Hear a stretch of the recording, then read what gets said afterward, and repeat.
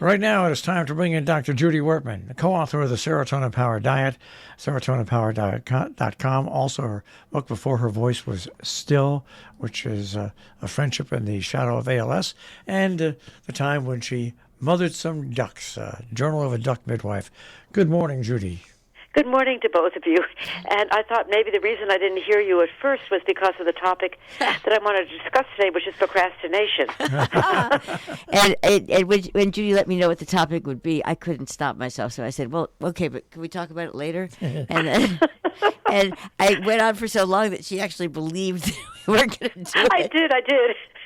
Well, I guess one procrastinator knows another. And, it's a topic that I think is rarely talked about. And yet, there are very few of us. Oh, I'm sure there's some type A people who escaped this problem. But I think there are very few of us who don't procrastinate doing something. I mean, it could be simply, something as serious as not doing your income tax on time, or something really trivial like, I should have called this friend of mine, but, I'll call her next week, or I guess I really should write that thank you note, but, I'll get around to it. Something that is clearly not earth-shattering, but really is something that you ought to do. And, it does have certain consequences in terms of health because, many of us might procrastinate going to a doctor or, getting a certain kind of test. I had a relative who never wanted to go to the doctor because she was afraid to get weighed, as she was overweight, and she just said, I'm not going to go. I don't want to know the news. Sometimes you might know that you're going to get test results, and you think, do I really want to handle those results myself? And indeed, there was an article in the newspaper about not looking at test results unless you have your health provider with you to interpret it. Because people procrastinate because they're afraid of what the consequences of doing something might be. Procrastinate doing an assignment in school because you might not get it right. Procrastinate filling out a form because, they're so difficult to do and I'm going to mess it up. Procrastinate going to see the doctor. Procrastinate, doing something for somebody else, and many people procrastinate going on a diet and certainly exercising. And when people, nutrition, weight counseling specialists talk about why people won't lose weight, they never bring up that word. And yet it seems so obvious. I'm going to procrastinate going on a diet. Why? Because I don't want to put myself in a state of deprivation. I don't like the food. I might not lose any weight. If I go on a diet, I'll have to weigh myself to see how much weight I weigh now in order to know how much I'm going to lose. I want to procrastinate because something is coming up and I want to be able to enjoy the celebratory meal that's associated with it.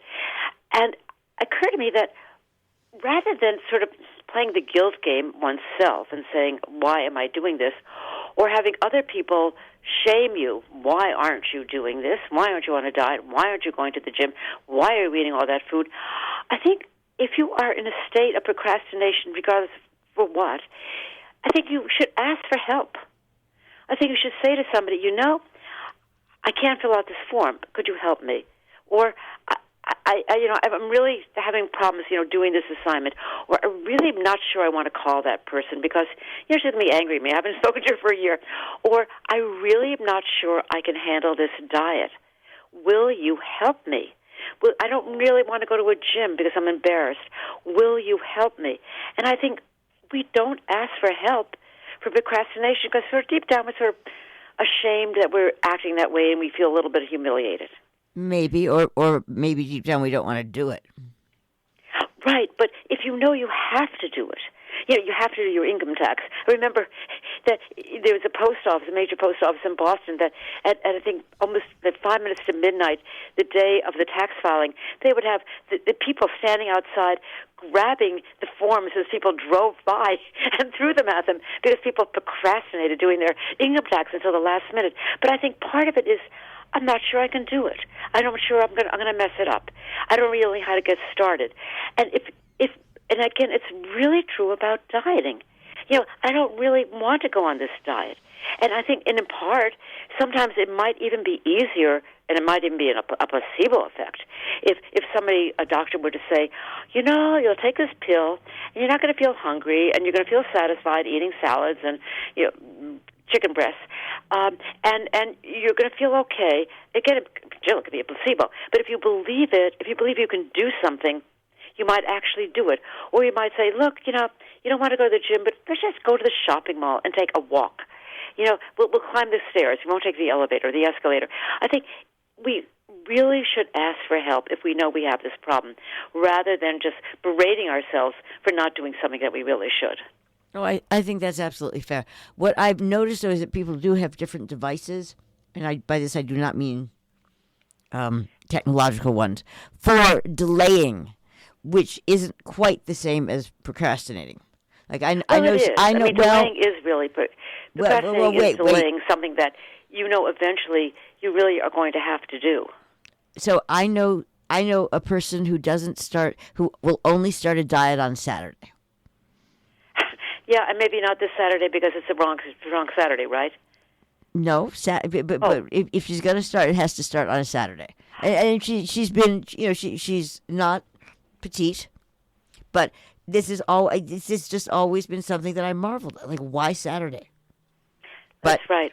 But she does start it on Saturday. Now the other problem is she doesn't stay on them, but that's a whole other kettle of fish. Yeah, but the other thing is that sometimes you can overcome procrastination because something comes along to actually help you. I mean, for example, sometimes people start a diet because they may have a cold or the flu. I hope not, and they find they've lost a couple of pounds. Wow, I've already lost pounds, so I guess I really can lose weight. Or they go with a friend, to eat lunch every day because they both work in the same place, and they can eat lunch together now. And the friend eats quite frugally, and you, the companion, think, well, I really could do this. I can eat like she eats, and so maybe I really could stick to the diet. Or you have a companion who says, look, I'll do it with you. I think sometimes we really need help. It's like, sometimes when you have kids and they never clean up their rooms, you say, oh, clean up your room. And the child feels helpless because where do I begin? And I think that's where you really need help. This is how you begin. And you know what? If you fail, the world is not going to come to an end. That's the other side of it. If you don't lose weight, if you don't fill out your tax form correctly, the IRS not doing very much these days anyway. If you can't get an A on your homework assignment, so what? You can do it again. And I think that's not whatever is said to the dieter either. So you fail, you try again, the world's not going to come to an end. It's just common sense, and so much of it is lacking, Jill, in how we treat anything these days. I couldn't agree more. This is why we call you Dr. Judy Wurtman. Thank you very much. Food for mood. Okay, well, I hope we can talk next week, unless Maybe. you find some reason not to. All right. Bye-bye then. Wow. End the show, Jill. I thanked her very much, Dr. Judy Wurtman. They usually work. Usually she's gone. Okay, you can hear Judy and On Demand, She was procrastinating. Click on demand, click on Food for Mood with Judy Wortman.